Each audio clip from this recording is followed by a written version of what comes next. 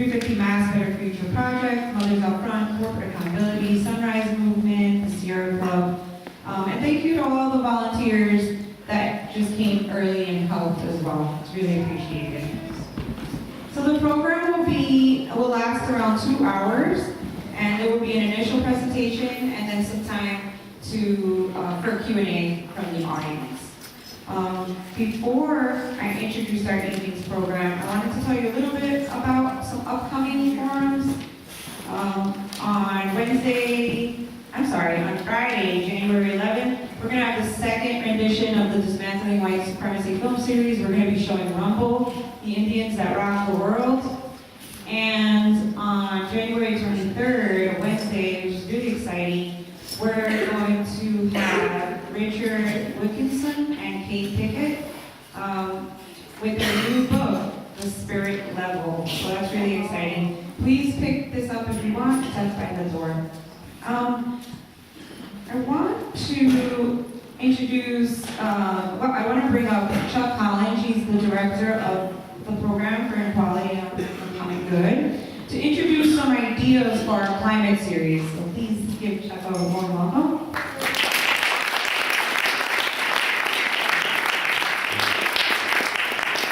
So, many of you have been coming to programs on this theme. Maybe this is the first time you're coming. But in a way, it's the beginning of a new series going into 2019. And we have a number of people have proposed various sessions on how do we respond to this climate crisis. So we are going to pass around a sheet with probably, I think there's 6 or 7 proposed forums that people have proposed. We're curious what grabs you, what you might be interested in. Mark as many of the ones on here that you think, and also propose other topics, speakers, films. We work closely with Mass 350 and Better Future Project to produce some of these, but there are other topics coming up. So some of them include, we've been talking with Representative Ayanna Pressley about doing a kind of town hall meeting on the Green New Deal proposal at the federal level. There's a proposal to do a session on climate change and what we eat, looking at diet and the relationship between agriculture and climate change. There's the Drawdown Group, which is sort of an international project that we have a speaker who's interested in coming from there. We have a couple of book discussion topics. So you'll see there's a number of topics there, but please propose and then leave us your sheet. You don't have to, you can vote anonymously, but leave us your ideas at the end of the evening. So thank you. Some extra pens if anyone needs to. Thank you. So I want to bring up David Clapper for a moment. He's going to welcome us to the space. He's the main organizer for our event. Please give him a warm welcome.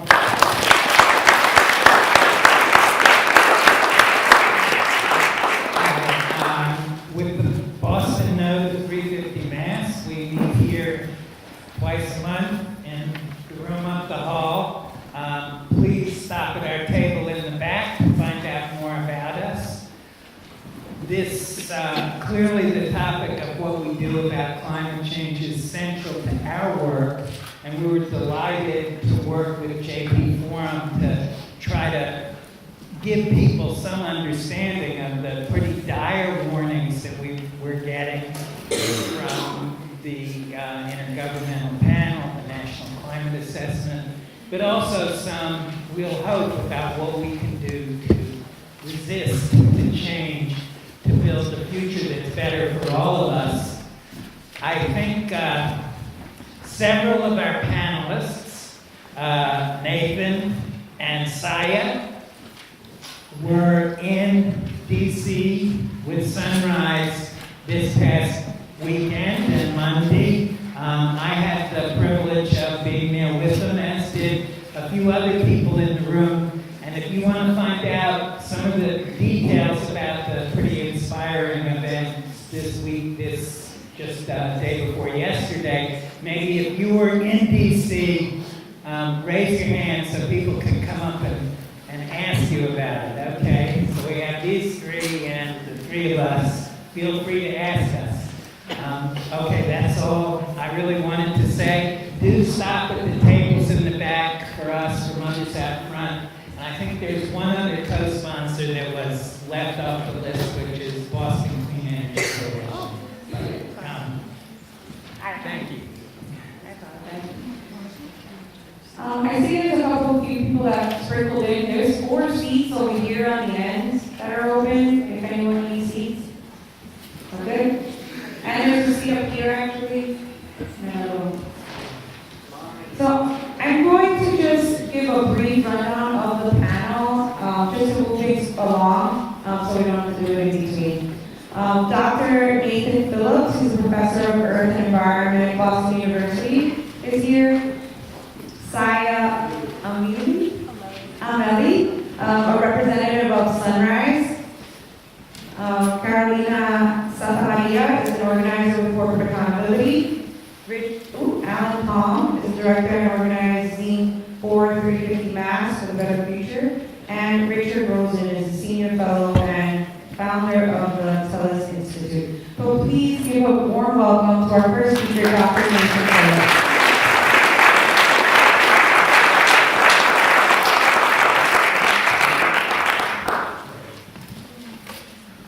Thank you, Annie. Thank you, David, and the organizers, and what a great turnout. Thank you for coming out tonight. So I have the unenviable task of delivering some grim news to you, and worse, I have to deliver it without PowerPoint. As an academic, that's very hard to do.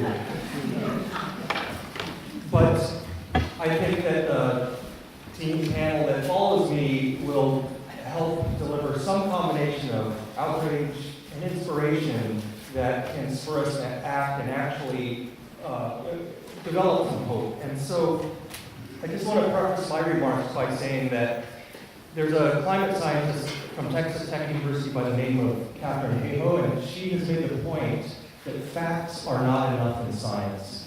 And I think that's why it's so important that we're all here, because I'm going to deliver some facts, but to act on climate, we really need to have hope. And honestly, I can't necessarily say to you that my hope has grown.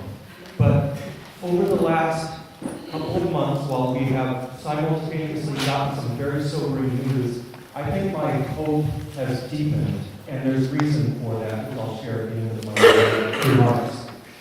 So we had really 3 sets of information that have come out that have really made us realize that the climate crisis is even more urgent than we thought. So, in October 8th of this year, the Intergovernmental Panel on Climate Change released its 1.5 degrees Celsius report, which I'll talk a little bit about. That was followed on November 23rd by the 4th National Climate Assessment. It's so daunting to cover 1,524 pages, co-authored by several hundred authors, 13 federal agencies, and so on, but I'll try to do that. And that was only volume 2 of the report on climate impacts. Then just last week, December 15th, in the journal Nature, some more news came out that's very, very concerning to us about the increase in CO2 emissions over the last 2 years, 2017 and 2018. It's gotten even more serious. So it is daunting to try to synthesize and present a summary in this 15 or 20 minutes to you of this voluminous information that's come out. So I always go back to another great climate scientist by the name of Kim Nicholas at London University, who did a Climate 101. And she did this on a single piece of paper at the very first March for Science at the American Geophysical Union, just after the Trump election in 2016. And it's really only 5 points. And those are, it's warming, it's us, we're sure about it, it's bad, and we can fix it. And I would say that if you take all the information out of these reports, all of that is true, it's even more intense. It's not just bad, it's worse than we thought. So I'm going to just skip to the first couple. It's warming, it's us, and we're sure. So I'm going to kind of dispense with that other than to say, I mean, even the Trump administration is admitting that anthropogenic climate change and warming is real. They basically say we just shouldn't even care about it, I guess. You might have heard those comments. It's been about 1 degree centigrade rise since the Industrial Revolution. And if you remember from your conversion between Celsius and Fahrenheit, multiply that by 9/5. So it's about almost 2 degrees Fahrenheit rise to date from the start of the Industrial Revolution. And at the current rates we're emitting, we're about to hit another 0.5 degree centigrade or another degree Fahrenheit somewhere between 2030 and 2050. And that was just it 2 weeks ago, and then last week, we have reason to think that reaching that 1.5 total centigrade increase may very well happen closer to 2030, 12 years from now. So that's grim. And so it's bad, it's even worse than we thought. So there's a number, where do we even start? Well, let me just say a couple things on that. So these numbers tend to convey maybe that climate change and warming is a matter of degree, but it's not.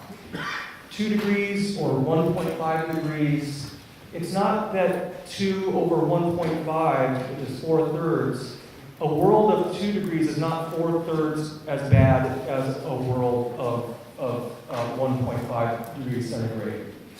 The concern is that somewhere in that range of 1.5 to 2 centigrade is the possibility that the Earth, the climate system, may reach tipping points, in which case the climate system may go into runaway greenhouse warming.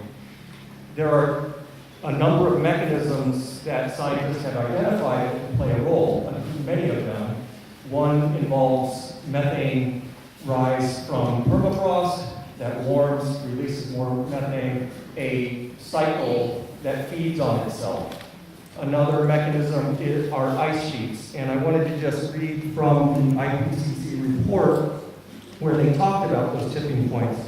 And one of the main conclusions was, quote, marine ice sheet instability in Antarctica and or irreversible loss of the Greenland ice sheet could result in a multi-meter rise in sea level over hundreds to thousands of years. These instabilities could be triggered at about 1.5 to 2 degrees centigrade of global warming, and that's stated with a medium level of confidence. So, adding to that, I'm still on the topic of it's bad, worse than we thought, so we'll just go through a bit more of this pain. In last week's Nature journal, authors reported that 2018 is likely to, by the time we're done here in a few weeks, we'll have seen a 2.7% rise in global carbon dioxide emissions. And this is really, really concerning because in 2014 to 2016, we had seemed to flatten.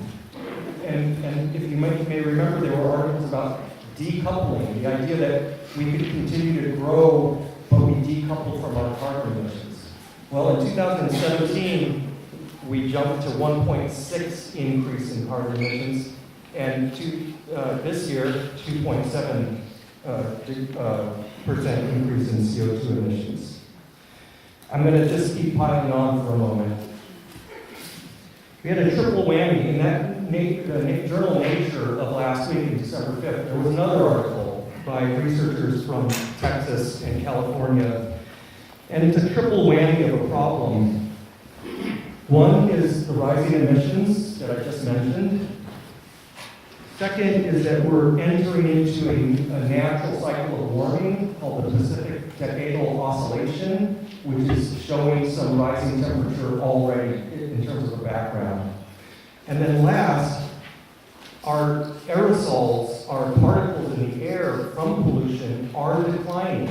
So it's like a drug addict that is making more refined versions of their drugs. So our carbon emissions are going up. We're doing it more effectively while the sun-blocking pollution is going down, and that exposes us to even greater warming. And so that's the basis, that triple whammy of factors is the basis for thinking that in that window of another half degree between 2030 and 2050, it's looking already much more like we're heading to reaching that by 2030, not 2050. And so that's where you may have heard the 12 years. We have not just 12 years to decide what to do, but 12 years to cut our emissions drastically.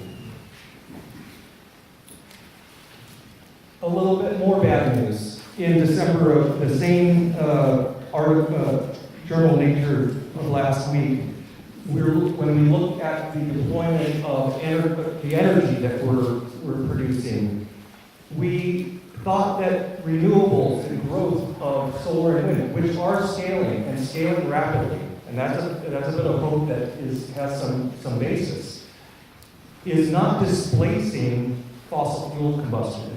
It's just another form of energy. We're not stopping or slowing the use of fossil fuels.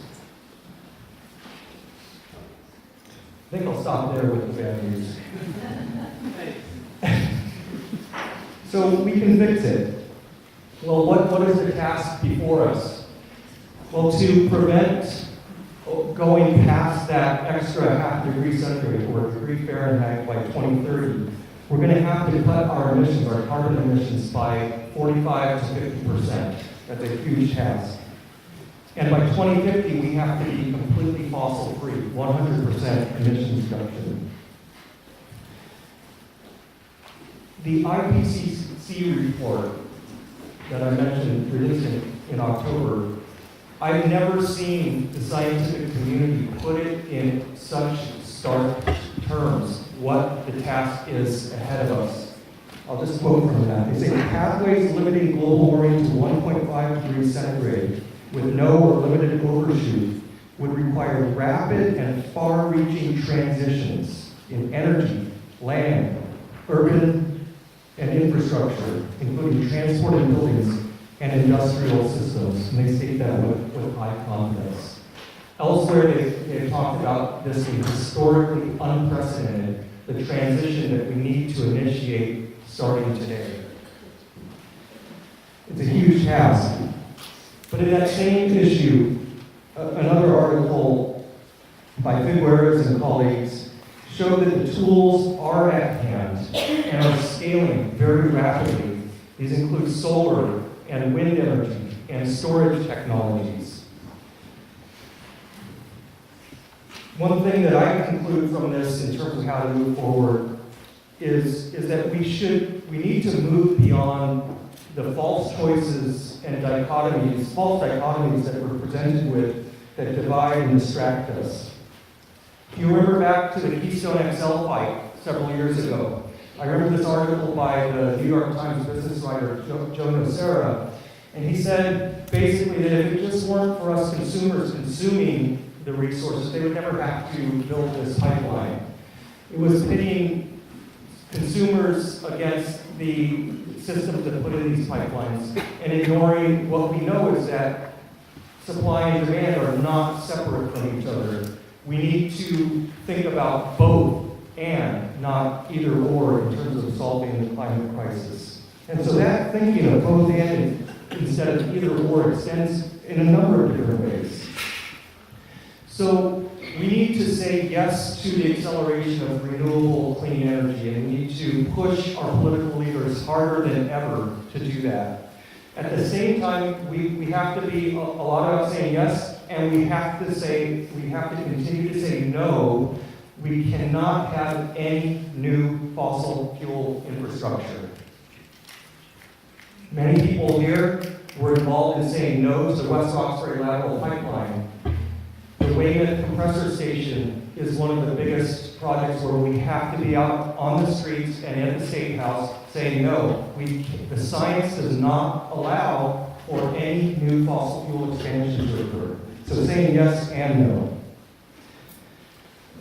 An observation on the reports, the IPCC, as well as the National Climate Assessment, they make some good points about synergies when you're solving the climate crisis in one way has benefits in another way.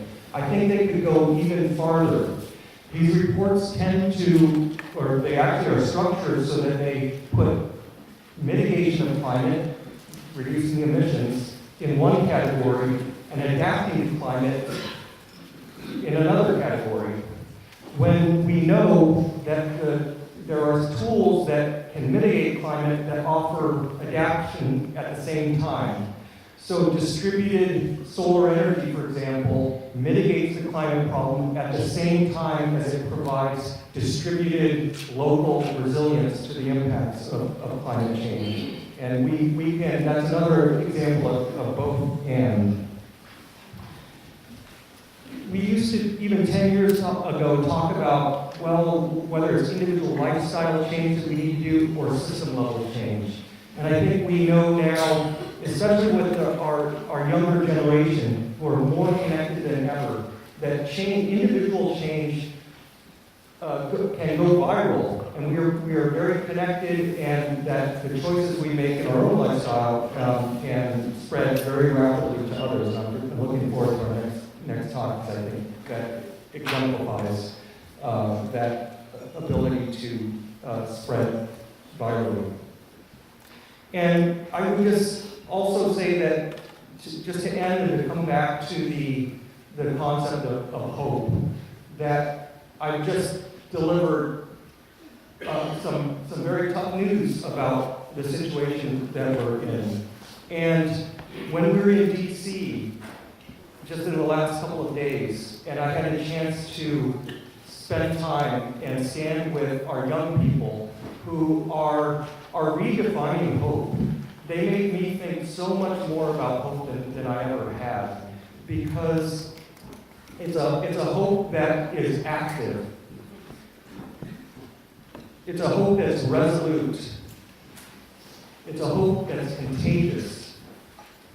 And it's a hope that's spreading and winning. And with that, I'd like to turn it over to our next speaker.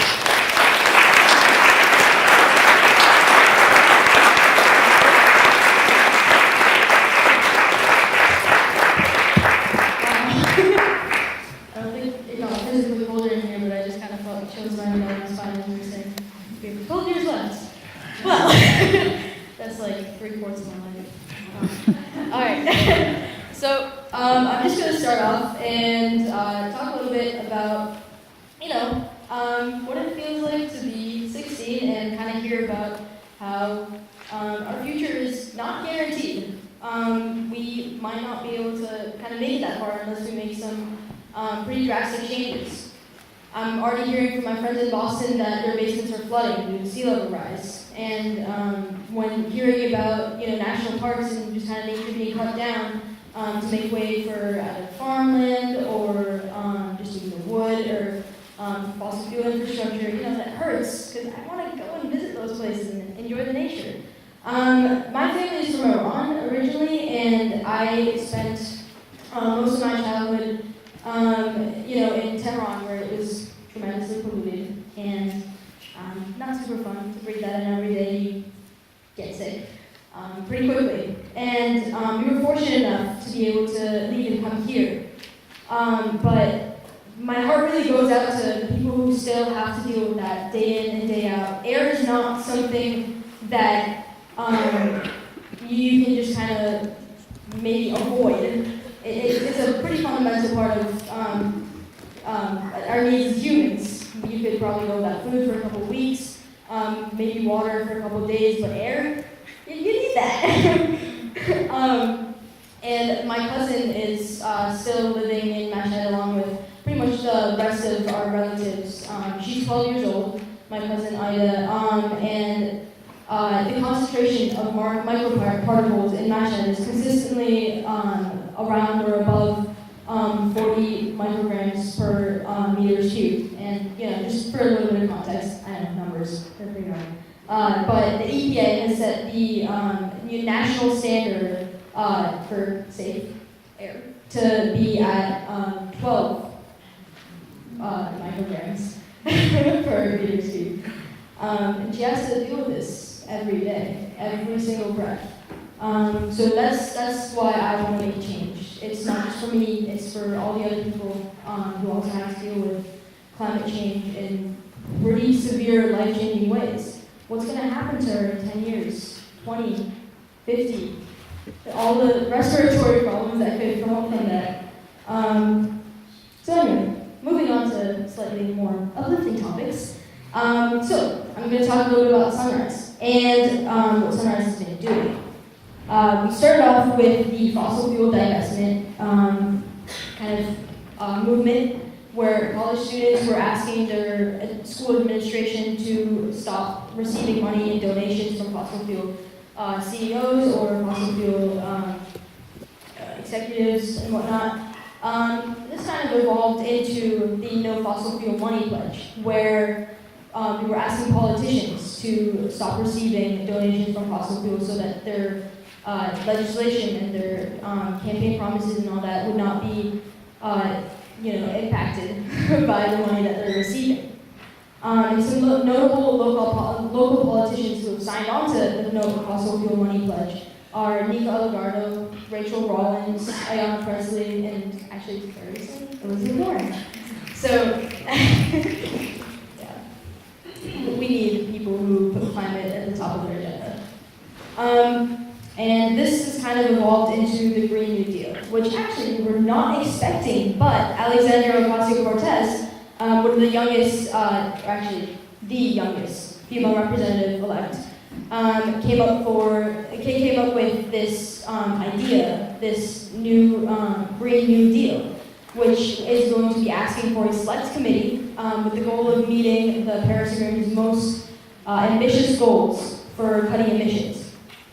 And I don't know if you guys are all paying attention in history class, but this is actually not too dissimilar from the New Deal from back in the Depression. I didn't know this, I had to Google it, but yeah. So that was a great example of the government stepping in when the nation really needed a new financial plan, because the Great Depression, the economy was falling and people were out of jobs. And they came up with a bunch of new kind of investment packages and plans like Social Security to get people out of that. And it worked. So this is very similar to that. It is the government stepping in to basically pull us out of climate change and cut our emissions. So after this was introduced back in late November, which was pretty much about 3 weeks ago. Sunrise jumped in and we're like, oh my gosh, finally we have something to put our back to. And so we went out to DC, 250 of us. I wasn't there, but Owen was. And we basically, a bunch of young people just sat in and basically just protested for this. We showed that we support it, we need it. And 50 of them were arrested for civil disobedience. And we were like, okay, we're starting to get support for this. We've got a couple more representatives to sign on. All right.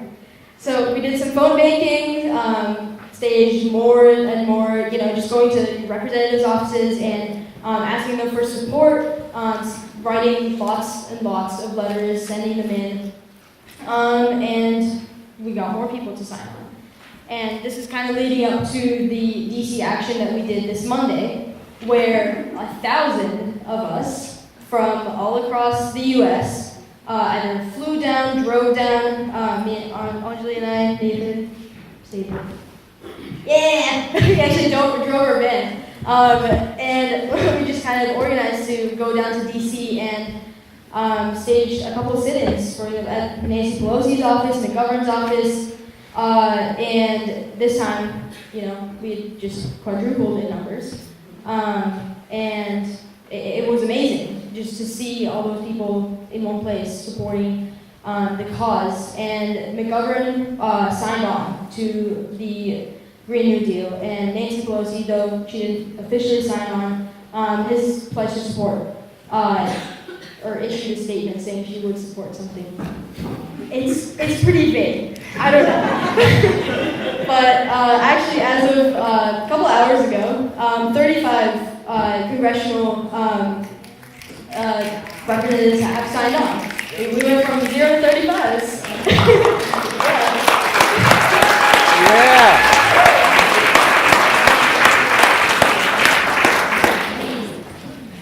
So basically, I just want to make the point that, you know, we have a democracy, however imperfect. It's the way it is made is, you know, we have to make your statement. Sunrise is fundamentally a movement by people to basically, like, with to people power to get political power. That's what I'm trying to say, to trip myself up. And, you know, the government has the power to make really large-scale change. It's just about, as proven in history, that they can do it effectively and correctly, but it's just about pushing them to do it right. And, you know, final say, I'll leave you with a couple things that you can actually do to get more involved and to support this cause more. So make a plan to visit your representative. We only have 2 days left in the current congressional cycle before everything turns over and they're like putting it off forever. So, you know, make a plan, visit your representative and ask them to support the Green New Deal. And as for some more, like, I don't know, easier passive stuff that you can do, just go online, find our Sunrise website, sunrisemovement.org, and you can actually sign the petition that we have to pledge your own personal support for the Green New Deal. And yeah, we'll make things happen.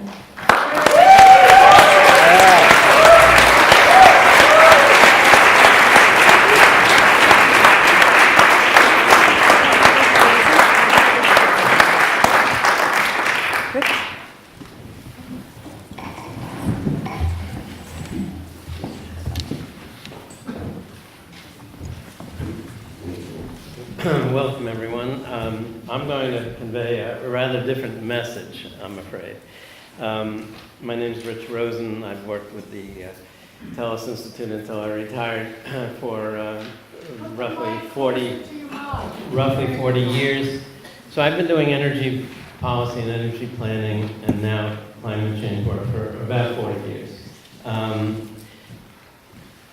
I also played a role in the IPCC report that's been referred to here in that, number one, I signed up to be an expert reviewer because I had sufficient qualifications in their view to provide an expert review, which means that you can literally comment on every sentence and word in the report if you want to. But more than that, I and some colleagues, particularly in Germany, but some American academics too, we wrote some letters to the IPCC after we saw the first draft of the report. And this was a year ago, July. And we thought it was really pretty bad in the sense that it was like previous IPCC reports, which were much too cautious and conservative. So we tried to up the ante and get them to write a stronger report. And I think it had some effect. I won't say that, you know, we had much effect ourselves, you know, being 10 people, but there was some effect. At any rate, it is true, I think, that this report is stronger than any previous report has been. Okay. The problem is that the IPCC mostly focuses on the science and also the impact. Okay. There's actually very little good work on what we call mitigation, and we had to prevent climate change from getting worse. Okay. So, and one of the reasons there's very little good work on mitigation, which is my focus here tonight, is because there's a group of about 20 research labs around the world that run these, what they call integrated assessment models, which try to model sort of what would be a cost-effective way of preventing climate change and getting us to zero emissions in, 2040, 2050, whatever the scenario is. So they map out a bunch of scenarios. Unfortunately, the models are terrible. They use discount rates like 5%, which I won't explain now, but you can ask me later what that means and what the implication is. But basically it means they're putting the solutions off, the economic solutions off for climate change way into the future. But again, we're on a collision course. If we have to get to zero, I'd say well before 2050, between 2040 and 2045, and after all, California just committed to getting to zero by 2045. So, that's probably too late, but, it's a good start to at least commit. So the IPCC analyses basically are not that informative on what we need to do, in part because they claim they want to do scientific work and not policy work. Although, of course, the summary for policymakers is basically what they call the executive summary, so there's a bit of a contradiction there. The bottom line is they only have about 2 pages in the summary for policymakers, which, by the way, I think you should all read. It's only 21 pages, so you can download that, of course, for free from the IPCC website. And I think everyone in this room can read 21 pages and should, to talk to your neighbors and friends and family about it. At any rate, there's about 2 pages on what to do. But I can summarize it in a few sentences, okay? And the reason I'm doing this is because, frankly, I don't think people know what to do. Okay, I work on climate change in Brookline. I work on it, as I say, globally. I don't think people really understand how simple it is, and yet, as I'll get to in a moment, how difficult it is. So it's very simple. To prevent climate change, to reduce emissions, quickly by 2040 or 2045, all we have to do is electrify everything. Everything that can be electrified. Okay. Now, you've all heard about electric vehicles. You've all heard about getting renewable electricity for your houses. You've all heard about trying to get new buildings to be built with net zero energy, etc. Well, that just scratches the surface. Okay. We have to electrify everything. That means every one of your apartments and houses has to become electrically space heated within the next 20 years. Now, has anyone told you that before? I bet not. Every house, every building, everything in the world has to become electrically heated, cooled, etc. in the next 20 years. So now imagine what that involves. This gets us to the idea of the Green New Deal. Oh, by the way, the New Deal didn't involve investment.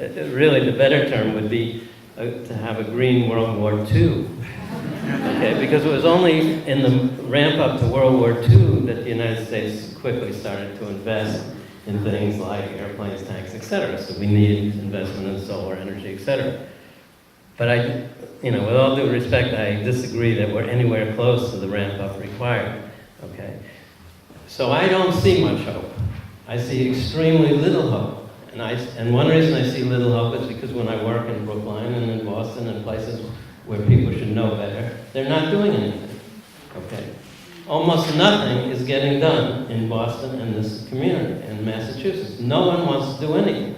And one of the reasons is, anytime you talk about doing anything and talk about money, no one wants to spend any money. Okay? Now this is why the Green New Deal is a good idea. But I'm going to tell you how much it's going to cost. Okay? I've actually done research on some of these issues. And in the ballpark, it would cost roughly, for the United States alone, about $1.5 trillion a year. Okay, $1.5 trillion. Maybe even a little more, maybe 2. Okay, somewhere in the ballpark of 10% of the gross national product. Now that's not impossible. It's not impossible to get that kind of money out of our economy. It was done on the ramp up to World War II. In fact, much more percentage-wise was spent on the ramp up to World War II. But you go out and tell your congressperson to sign the Green New Deal, they think you're talking about spending $100 billion or $200 billion. We're talking about 10 times that much. It won't happen without that, okay? I assure you. Just add up the numbers. And that often doesn't even include investment costs for mass transit, which of course, we need much more of because a lot of people will never be able to afford electric vehicles. So we need more mass transit for people that can't afford electric vehicles. Okay. So again, whether you pay it directly, whether the government pays it, whether the state government pays it, the federal government pays it, whether we get rebates, incentives, whatever, whether there's a carbon tax or not, doesn't matter. The total sum is in the ballpark of $1.5 trillion. Plus, because the United States is a rich country and has been emitting carbon dioxide for, a long time, since the beginning of the Industrial Revolution, if you think about social justice, we should be paying for a lot of the underdeveloped countries complying with climate change as well. So then you're talking about maybe another several hundred billion that the US and Europe and other rich countries should be paying. Okay, so we're not talking about small sums of money, unfortunately, and this is why I'm totally pessimistic. It's not going to happen, okay? Everyone in this room has to be prepared to roughly pay either directly through their own pocketbooks or indirectly, on average, and again, rich people should pay more through higher taxes, etc. But still, on average, everyone has to be prepared to pay roughly $5,000 a year, right? $1.5 trillion divided by 300 million people in the US is $5,000 a year. Okay, if you're in a family of 4, that's $20,000 a year. Okay, it's no joke. Now, this is one reason why private corporations are not going to be the solution. Private individuals doing voluntary contributions are not going to be the solution. It only can be done through the federal government and state government to some extent. So that's, again, where the Green New Deal comes in. But when you get, you talk to people about supporting it, you have to be realistic about how much money is involved. Otherwise, their support is meaningless. Okay? There's no point in getting support for something that's not going to work. We have to be realistic at this point, precisely because we only have about 20 or 25 years left to get to zero. We have to be realistic about what it's going to take. What's the point in fooling ourselves? Okay. So the bottom line is, I think we should develop plans for a Green New Deal. I'm happy personally to help on that score, because I perhaps have a little more experience than some of the rest of you. But we have to be realistic about what it will take. California hopefully has started to think about this. I actually don't know if they've mapped it out. I doubt it, frankly. But the bottom line is, just think how much money is involved. That means that other consumption patterns have to change in the economy. You won't need a new cell phone every 5 years because you won't be able to afford it if you're buying solar power and wind power and, financing an electric vehicle and financing mass transit and converting your home to electric space heat, etc.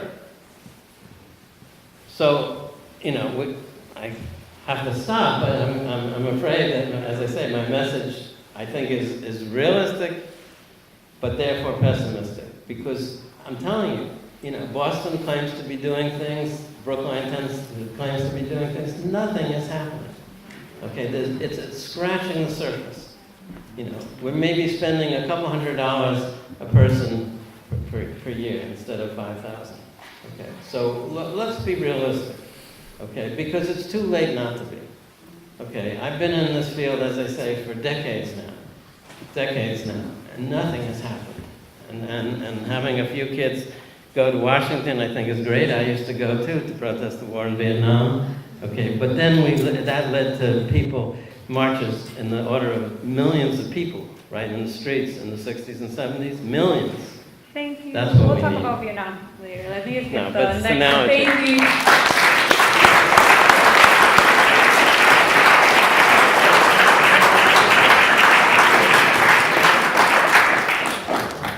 Hi, that was really dark.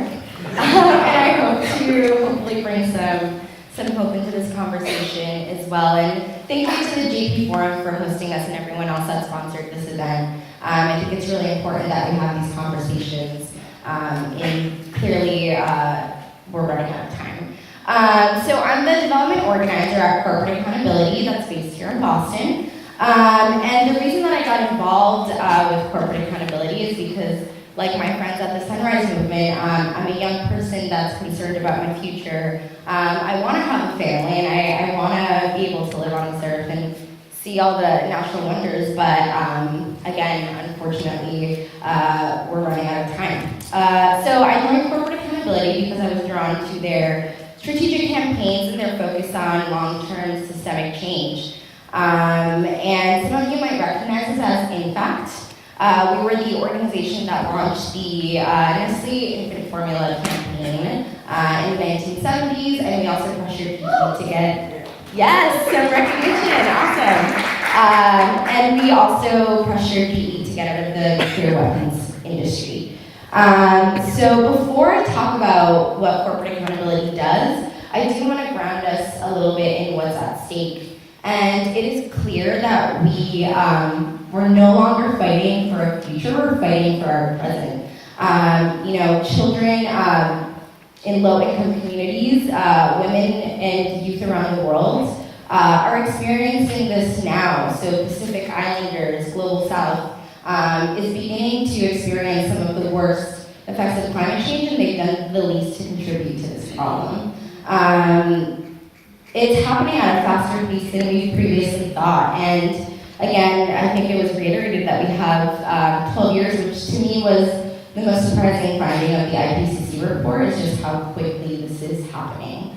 And the fossil fuel industry has known, which is the most infuriating part of this. They've known for decades that their practices have been contributing to this problem, and instead of doing something about it, they funded millions of dollars into misinformation campaigns, taking a page from Big Tobacco's playbook to promote junk science and just continue to sow this doubt in climate change. So, following that, come in corporate accountability. We mobilize hundreds of thousands of people to take action against abusive transnational corporations in the public health, environmental, and human rights arenas.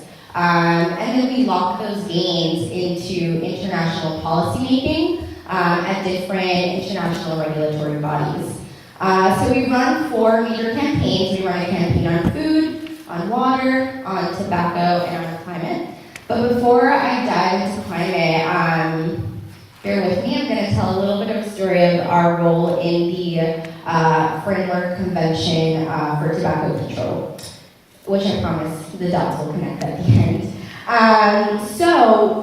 In the tobacco treaty space, we partnered with a global coalition to secure a precedent-setting policy that protects global health policymaking from big tobacco's influence.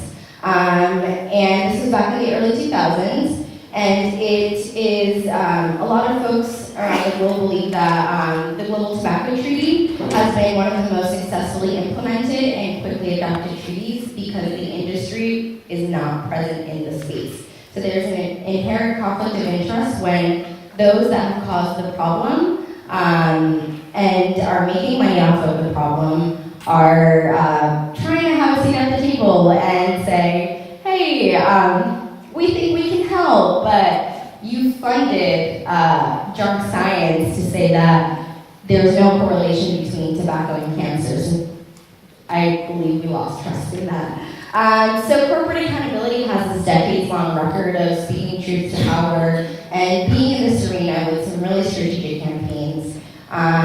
So fast forward to about 3 years ago when our allies approached us about applying the same strategic blueprint that we use in the Global Tobacco Treaty to the climate space. So we launched our Kick Big Polluters Out of Climate Policy campaign, recognizing that for more than 4 decades, the industry has known about climate change, and again, instead of doing something, has just misled the public, continued to sow doubt in the science, and clearly a lot of our politicians have bought into this incredibly wrong message about the reality of the state of our climate. So, when we launched this call to adopt a conflict of interest precedent within the United Nations Framework Convention on Climate Change, which we fondly call the UNFCCC, we were met with a little bit of skepticism. People were like, really? You want to kick out the fossil fuel industry, one of the richest, most powerful industries in the world. And we're like, yeah, we do. We think this is really important. So with the help of our allies, we were able to quickly, we started this campaign 3 years ago, and we started sending our policy team and constitutional lawyers to this space just 3 years ago. But rapidly, we were able to shine a spotlight on the importance of conflict of interest within this negotiating body. Because we can't afford it, and our planet can't afford to allow this industry to put forth dangerous false solutions that merely allow them to continue extracting and polluting.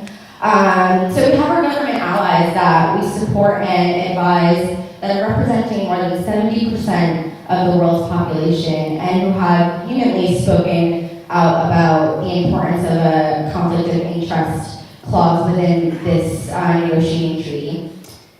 And I'm also here, not only to tell you that, but to give you a little bit of hope and to tell you ways in which you can do something about this on the global level, because it's clear that the climate crisis requires a global coordinated response, and that is what the Paris Agreement is, and it's what it must be. Even as some local and national governments are stepping up and doing more, we know from our decades of organizing that corporate accountability that strong and local national policies are passed, transnational corporations simply export their abuses to other countries to make up for lost profits.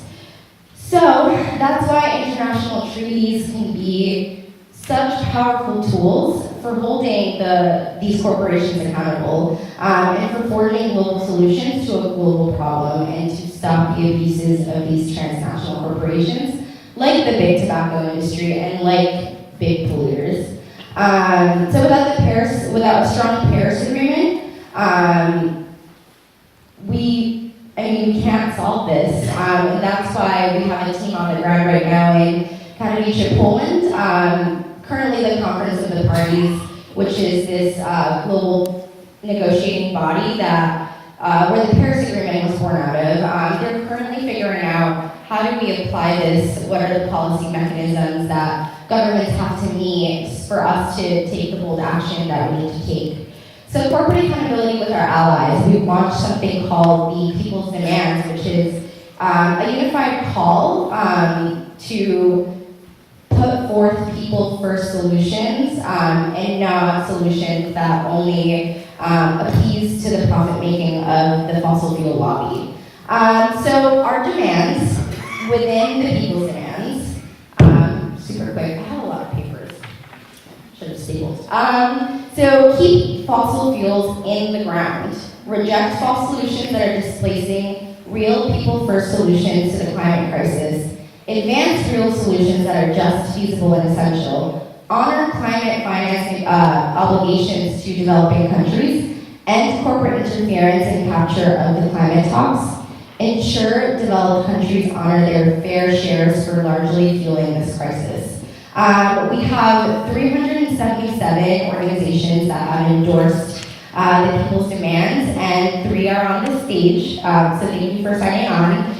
I can tell you a little bit more, I ran out of time, but I can tell you a little bit more about some other actions you can take. We're currently calling 2 EU embassies and flooding their phone lines, telling them that the world is watching, that we're not going to stand by as the fossil fuel industry continues to infiltrate and co-opt the talks.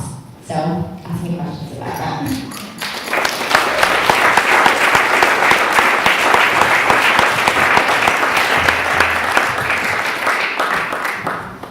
Good evening, everybody.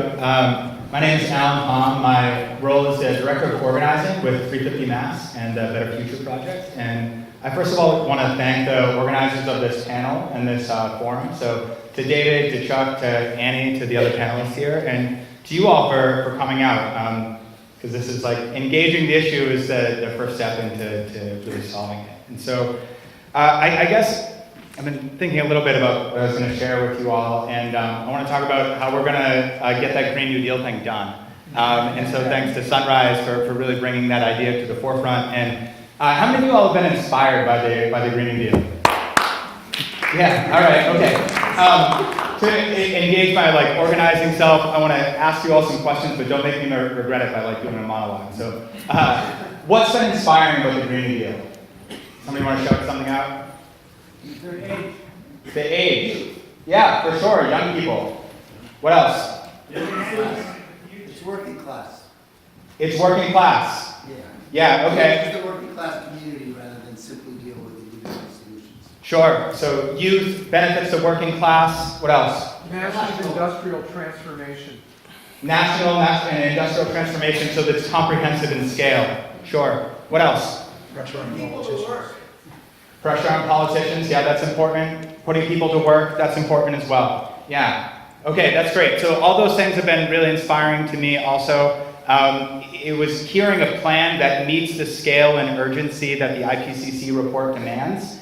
And engaging the constituencies who have the most to gain and the most to lose by not doing anything about it. So that's poor and working class people with the economic benefits. That's young people. That is really the point that I want to make, and maybe I'm like burying the lead, as they say, by giving that away up front, but I don't care, because that's what I really want to underscore here. It's why haven't we already had a Green New Deal, or as why haven't we already had a binding international climate agreement in the past? Short-term profit. Short-term profit, right? And who benefits from short-term profit? The rich, big business, and those are the folks who have been at the negotiating table, who have been pushing all the international climate solutions or false solutions in the past.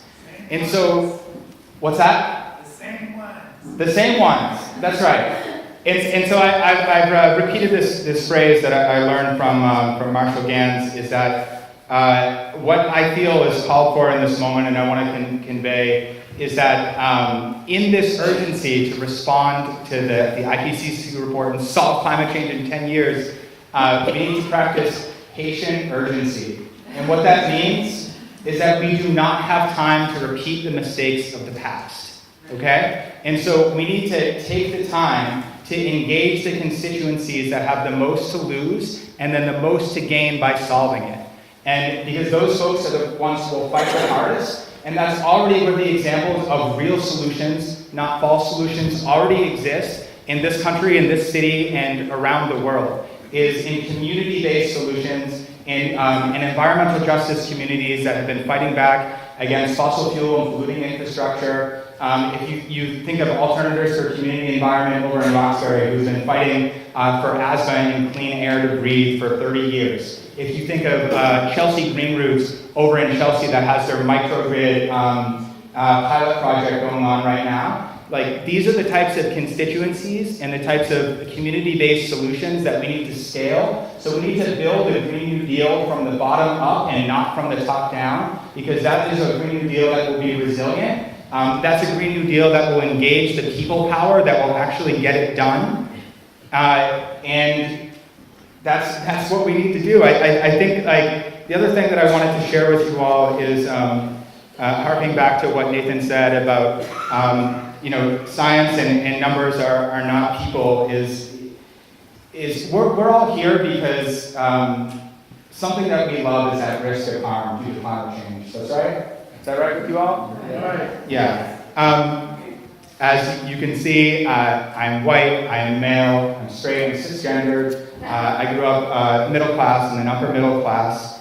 And I've seen climate change affect my own life. I've seen my mother's health be destroyed by chronic Lyme disease, which is spread due to climate change. Has anybody else had somebody in their family experience Lyme disease or chronic Lyme? This is something that didn't really exist a generation ago. I have uncles in where my mother's family is from in Nova Scotia, Canada, who are not able to engage in the traditional industries of forestry and fishing because of these free trade policies that have been pushed by big corporations, and they go away from their families for months at a time. The Carpenters Union to work on extractive projects like the tar sands. And so that's why we need a Green New Deal, because it's not just about like lowering the emissions, it's about creating resilient communities. Is that real solutions that are grounded in community, they are based in relationships of like people being able to live near where they work, near where their families are. that's the type of world that I want to live in. And the way that we get there is not by hoping that Nancy Pelosi and her biggest corporate donors will save us. It's, yes, she is a target, but we need to engage the grassroots. And we need to build from the things that actually work, and we need to start pushing for the types of solutions that are going to improve people's lives right now. Even if there's not a global agreement, we can reduce air pollution in Roxbury, and that's going to reduce emissions. Like, even if there's not a global agreement, we can get a microgrid in Chelsea that's going to be resilient when the next storm comes into Boston. And so that's really what I wanted to say, and just to say like a little bit about our work with 350 Mass is that we're a grassroots organization. So my boss is all of our volunteers. So I see many of my bosses here in the audience tonight. We have 17 nodes around the state, and we work to influence change on the very local level in our cities and towns.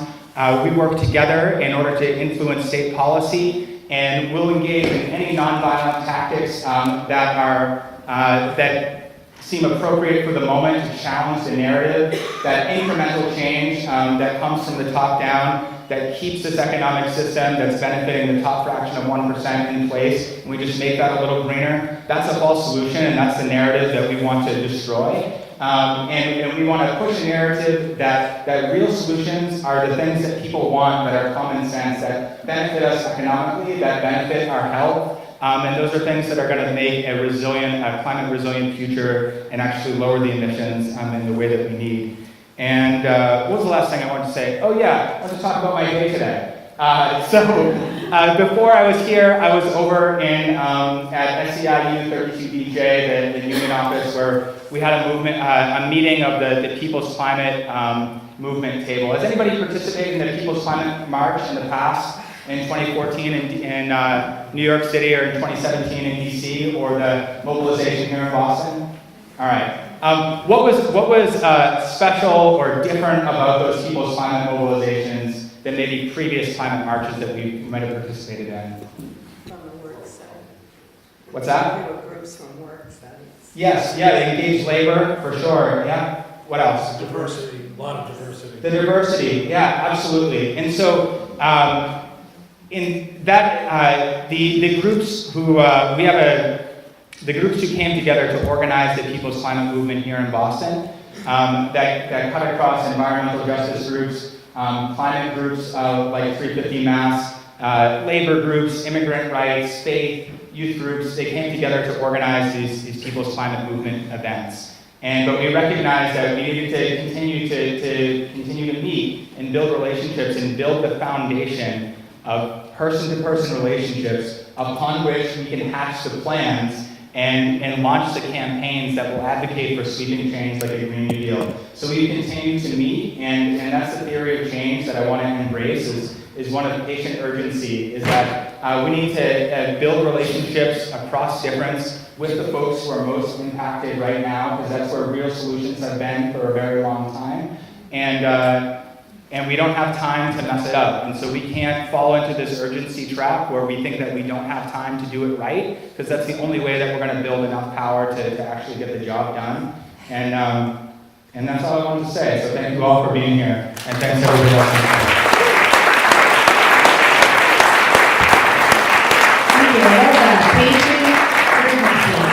Thank you. I'm just going to take about 2 minutes to speak to your neighbor. There's a lot of information given to us. Try to pick someone you don't know. That would be nice.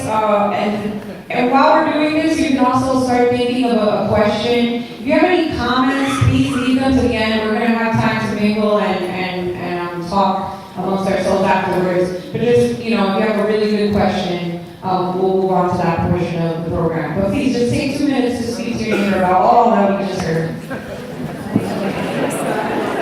Great. Thank you so much for that.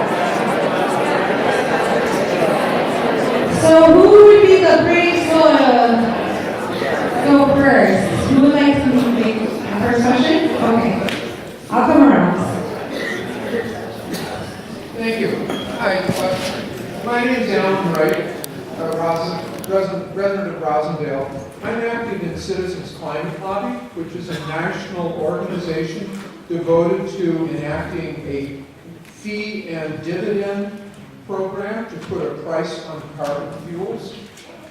There was no mention, well, I get it. Yep, okay. There was no mention of carbon fee and dividend in any of the discussions today. There was a lot of interesting commentary from Richard about the enormous costs we're facing. There was a lot of discussion about grassroots activities. There was a lot of discussion about the problems that we're rapidly heading into. But we've got an economic system in which everyone here tonight and today and tomorrow is using fossil fuels. How do we get ourselves out of that bind, and what role would a fee and dividend program on carbon have? Rosen? Could I answer that? So I'm actually writing a paper, I was editing it this afternoon, on why carbon taxes are fairly useless. Taxes or fees? It's the same thing. If you collect money through Ask carbon. Macron what he thinks about a tax. Look, you want to hear what I have to say now? I do. However you collect the money, call it a carbon tax, a fee, and this and that, and the other thing. I don't care, okay? You're increasing the price of carbon-based fuels. Okay, whether you do it at the wholesale, retail level, whatever, you're still increasing the price. There's been almost no analysis of what impact that would likely have on carbon emissions. I've reviewed the literature. People pretend to make the calculation, but they don't do it well. Okay, they don't tend to pay enough attention to detail. It's my educated guess that over 10 years, even if you have a carbon tax as high as $100 a ton, which in my view isn't high, but a lot of people think it's high, you might get a 10% reduction. Ballpark, 10%. Okay, you might want to do that, but there are a lot of social justice issues involved in carbon taxes. What do you do for the other 90%? That's what we really have to focus on more, because there's so much literature on carbon taxes. I want to see more literature on what to do for the other 90%. So that's my short answer. I'd just like to add, I think that the usefulness of carbon taxes or fees on the state level is to generate revenue for green infrastructure projects. So there is a bill for a revenue positive carbon tax that 350 Mass supports that 20% of the revenue generated would go to a green infrastructure bank. I think it would be useful if it were a lot higher than that, but yeah, I don't think that it's to signal behavior change in individuals is not adequate for the scale to reduce emissions, but it can generate much needed revenue for state level projects. Great. We're going to move on to another question. Another question? Hi, I'm just curious about, so I know that the Pilgrim nuclear plant is scheduled to be decommissioned sometime in the next 5 years or so. There was not really any mention about nuclear energy here, which I know is very unpopular, but it is carbon neutral. I'm curious if there's any comments about that. Thank you. Do you someone else new on the room? Want to take it? Okay, I'll take a stab at it. There's people that I really respect, like James Hansen, who believe that we have to have nuclear. Among the different energy sources, I see the potential for wind, solar, storage, efficiency, and demand response. They're scaling exponentially.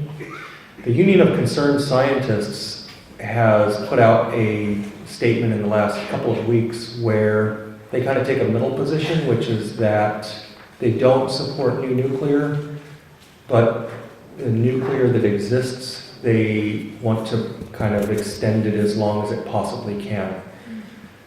I don't think the economics are favorable to new nuclear, and the economics are very favorable for sun, wind, and storage.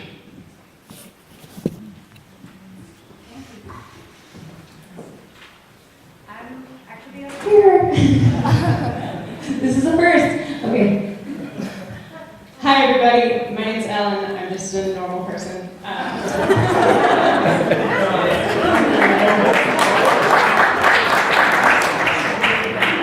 So I had a question that I was hoping I could hear from everybody on the panel. I want to recognize that there are a lot of emotions that come up when we're organizing around climate change in our future, especially around climate justice, ranging from apocalyptic doom and gloom to resolve of the only way out is through to hope of we can really do this.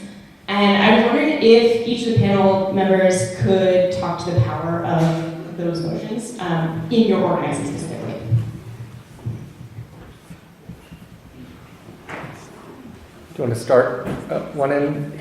So I do go back to hope, and I'll just expand a little bit on my comments, which is that on the way back from DC in the van, by chance I happened to sit in the van with a young man from Watertown named Jeremy Ornstein. And some of you might have seen the video, him speaking straight from the heart a few weeks ago when he was in the sit-in in Nancy Pelosi's office. And his comments made my sense of hope strengthen, because he taught me that hope has to be active, it has to be rooted in will and intention. And he used a phrase that was simultaneously heartbreaking and empowering all at the same time. He said his generation has no choice but to hope. And it just really hit me that you know, it broke my heart, but there was strength and resolve in that very same statement. I agree with that. We're literally fighting for our lives at this point. And I think having that hope is really important, because otherwise you just get too depressed and like sit at home and do nothing, you know? We need to have some sort of drive, some sort of motivation, some sort of hope to get up in the morning and decide, today I'm going to do something different. Today I'm going to get up and change. And I think even if the legislation that is in the House or the Senate right now, even if it's not perfect, we have to get there and we have to back it up, because we have to start somewhere. I know carbon pricing, for example, is not ideal. It's not going to be the only thing that we need, but we need to do something. And it's important to try, so yeah. Yeah, I mean, all of those points speak really deeply to my heart as well. I mean, we're fighting for our humanity, right? We're fighting so we can be angry, so we can be happy, so we can cry, so we can love. And this work is hard. It's hard to come into work every day and just see the odds that you're up against, and without hope, it's impossible to do this kind of work. Emotion is extremely important. A lot of the times we have allies from the Global South come into our office, and that's where you realize out of darkness comes some really beautiful moments. And our allies are experiencing this right now. Those are extremely powerful emotions that speak to the urgency to which we need to address this right now. So emotions drive our need to do something about this, because if we don't do anything about it, I mean, we can't feel, right? Because we won't be here anymore. And that's really scary and sad to think about. So hope, I think, is an essential part of being part of this work. Yeah, I appreciate all your comments. And Caroline, in referencing allies in the Global South, I think a lot about the resistance of indigenous communities that have been resisting onslaughts and threats for many centuries. And I feel like it's definitely a cop-out to give up. And so I get a lot of inspiration from communities that have been fighting very difficult fights under hard circumstances for a really long time. I also find hope in people doing stuff like this and sort of looking clear-eyed into the problem and sort of wiping away any BS and saying we're going to come together and we're going to do our best to face this. I also resonate with the anger. I was at a hearing at the State House the other day listening to 5 gas executives talk about making 48% profit for their shareholders. This is the company Columbia Gas that was responsible for the explosions in the Merrimack Valley, the death of a young person, and then say in the next sentence that safety was their highest priority. And believe me, I felt a lot of anger in that moment. And yeah, I think finally, I have a 1-year-old, and I could not look him in the eye and be like, yeah, gave up. Like, let's go barricade ourselves in a cave for the rest of your life. So that's what we got. So as you may guess, I'm not going to come up on the hope side. I mean, I've been doing political activism since I was, 19 years old at MIT as an undergraduate. So, it's not new to me. I keep doing it, but that doesn't mean I have much hope that it's going to succeed. I work very hard on climate issues to this day. Now I'm 74 years old, and I'll do it as long as I can. Thank you for not giving up. That's right.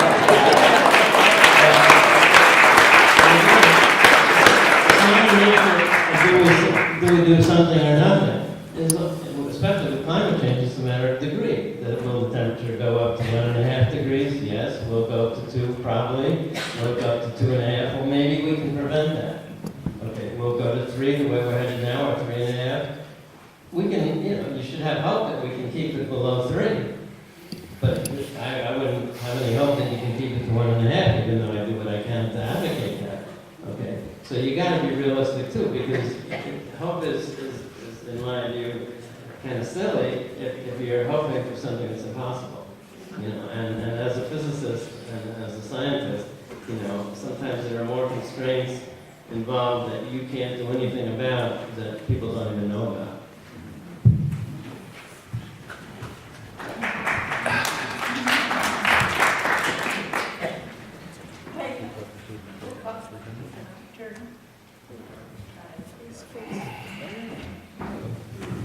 Thanks. Okay, so there's something that hasn't been brought up so far, and that is the amount of money that we're spending on the U.S. military. And that the U.S. military is causing it. So it's really important that we think about that. I'm with a group called Positions for Social Responsibility, and we're working on trying to stop the nuclear weapons. And so there's some flyers back there if you're interested. But the present plan is that we're supposed to spend $1.7 trillion on new nuclear weapons in the next 10 years. Now, how crazy is that? Totally crazy. There's at least 1 year's worth of climate mediation. So we're going to all work on this issue. And by the way, I just saw World Without War is advocating for including a mention of stopping military spending in the Green New Deal. So, World Without War. If you want to, we're going to have time to mingle and stay, so please let's just have some questions. Question? Okay. My question is, how do we break through, find some institution that will do the long-term thinking and have the people take the long-term interests at heart? Because our stock market, publicly traded stocks, if you're a CEO and you think long-term, you get kicked out right away because the short-term profits are what's needed to have your job. And the government is influenced by the rich involved in short-term profit. So how do we do that? So what's the question? So how do we come up with a long-term institution like the banks have the Federal Reserve System, so that's somewhat removed from the political process so that they can manage the banks and they can profit, keep the rich rich. But we don't have anything like that for long-term environmental health. I'll start. That is a difficult question. And I may not actually, I don't know if I'm directly going to be answering this with my response, but we have these intergovernmental bodies already existing. And I want to point out to something really quick, and one of the reasons that it hasn't been working, we're at the 24th conference of the parties. It has been delayed, and policy has been watered down because I have an article. Shell oil executive boasts that his company influenced the Paris Agreement. The very international negotiating body that's supposed to be helping us solve this issue and find the financial regulations of the ways that we can solve this problem, and it's not working because we have the fossil fuel lobby literally boasting that the European Union has the same opinion that they do because the European Union lobbies for the fossil fuel lobby. So I don't think this directly answers your question, but we have the infrastructure to solve this internationally. The problem is that the wrong people are being given leeway at the table, and that's why this hasn't been working. I think, wait, she wanted to.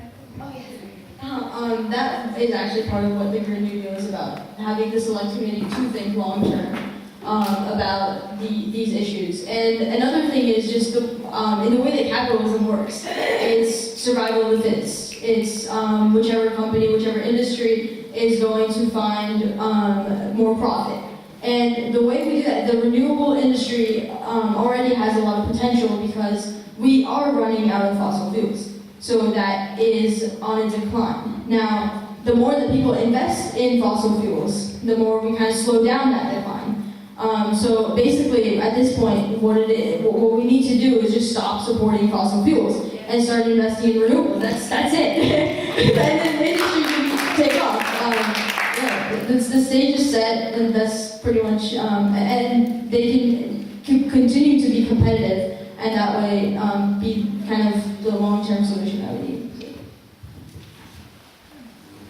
So again, let's take the idea of the Green New Deal seriously, because that has to be the overall concept for what you're asking about, in my opinion. So go back to World War II, okay, and I urge everyone to go back and read a book in the next month on the New Deal leading up to World War II. So what did Roosevelt do? Okay, he set up a whole slew of federal agencies, right, to both manage the New Deal, but more importantly, to gear up production and to control prices. Because again, you can't do what we're talking about, as Roosevelt knew, without price controls, okay? Right away, that's enough to capitalism. But we're going to have to change capitalism as we go to do what you're asking.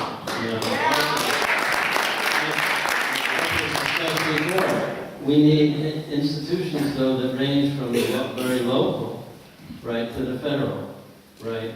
So we need institutions at various scales, because what people don't seem to realize about climate change is a lot of the solutions have to be implemented locally, like converting every house to electric space heat. You have to do that 5% a year for 20 years. Okay, the streets are going to be a mess. Traffic's going to be a mess. You know, you'll have to have new transportation solutions at the same time if you're going to do this.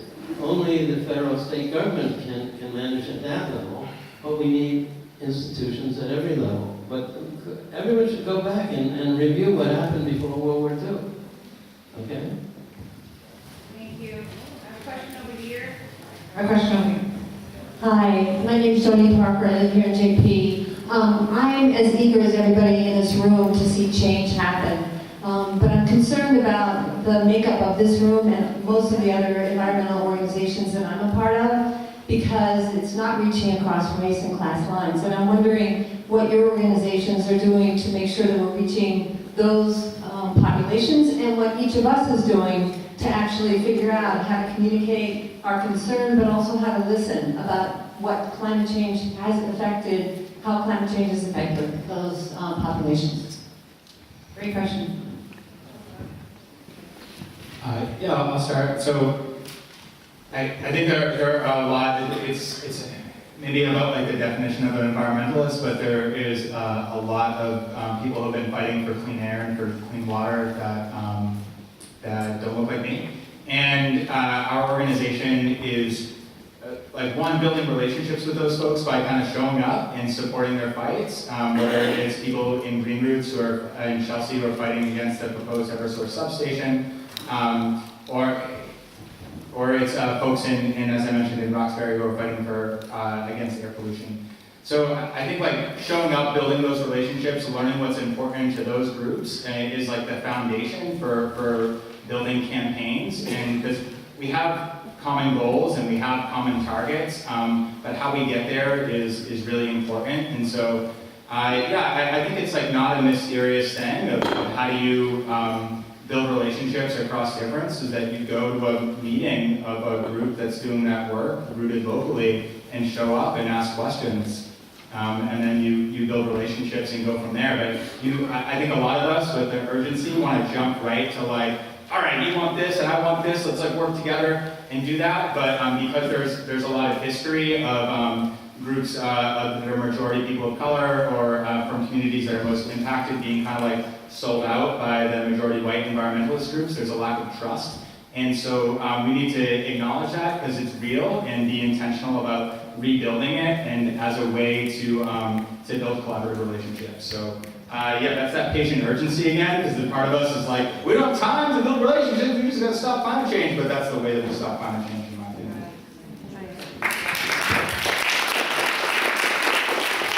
Yeah, that was a really good response. I think a lot of the times we skip over, we don't take the time to actually, again, build those relationships. We have a lot of allies in the Global South that have been fighting for this for a long time.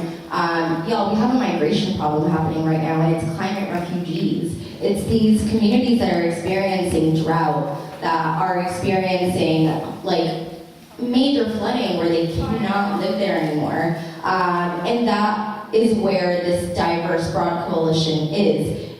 It's international because people of color abroad are being displaced. Welcome, look at what's happening in the US border right now. We had allies from El Salvador come in and literally say, climate change is one of the things that is driving us out of our homes. Climate change is at the root of instability abroad. One of the things that corporate accountability does is we convene with our Global South allies. I have my colleague Keishan here who is hopefully going to pass around the petition for the people's demands. It's solutions rooted in these communities from the Global South. They are the folks that are coming up with the ways that we are going to challenge this. I'm going to get 2 more questions in, so thank you. Thank you. Rich Rosen raised the idea of keeping in mind what's possible. And I want to understand how your work seeks to expand the realm of what is considered possible from the grassroots to the global scale.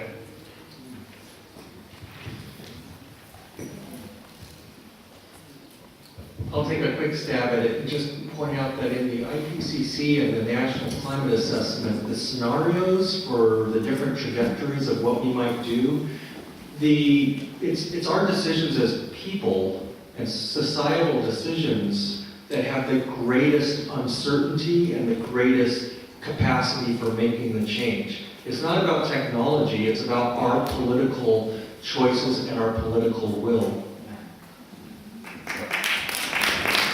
So, Tom, your question was about what we're doing expands the realm of the possible. So Rich and I were talking after my comments about how the funding for a Green New Deal needs to come from the federal level, and I was talking a lot about like local organizing, right? And it is my belief and through my theory of change that it is through local organizing that we will build the people power that can influence the federal level and change the realm of the possible. If we want a World War II-like mobilization that is going to require sacrifices to the bottom lines of major corporations, like the only way that we can combat that organized money that I'm aware of is with organized people, and we need to go a lot bigger than just talking about 2 folks for whom climate change is the one and only thing that they care about. We need to engage people on grounds of immigrant rights, and we need to engage people on climate change and economic justice and climate change and environmental justice and climate change. And if we can build those types of relationships, there are enough people who have enough to lose that we can build a grassroots movement that will change the realm of the possible. And so much of that groundwork has been laid already. And we're not talking about a linear change, we're talking about building up the capacity so that non-linear change can happen really quickly.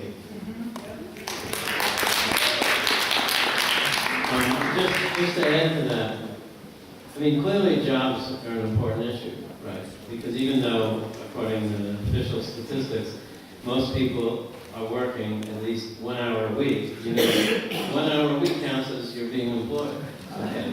Even if it's at minimum wage.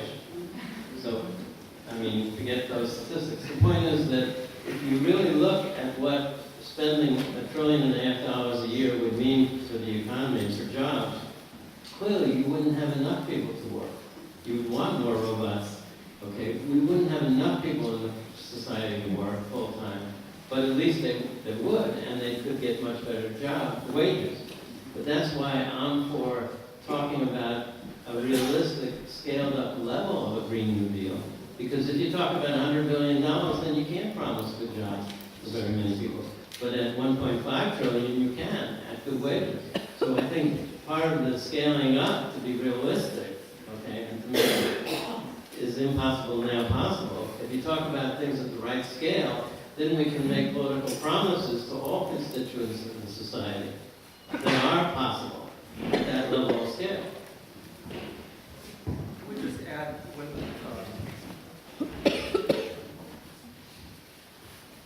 we talk often about costs, but we should also talk about benefits, co-benefits, and investments in our future as well. And I think about the work that I do on natural gas systems and our aging systems. And I know it's a challenge to think about electrification, and we need to electrify everything. But we should think about the fact that ratepayers are committed to $9.5 billion right now to replace a third of our pipeline system that's ailing right now. So there's costs in either direction. Either we pay $9.6 billion to rebuild the fossil fuel infrastructure, or we say screw that and we move to the new economy and energy solution. Okay, so one more. It's super quick. Y'all, the global north and the fossil fuel industry has enough money. Like, the money is out there. They're literally funneling millions into slowing down progress. Vanuatu, Pacific Island, is considering suing the fossil fuel lobby. We need to do the same. So we're gonna actually wrap up there. Let's give our panelists a big warm up.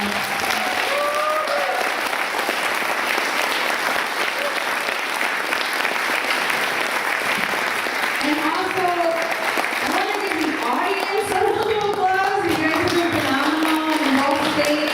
And thank you so much. Please feel free to stay and mingle and talk and ask more questions if you need to or make comments. Thank you so much.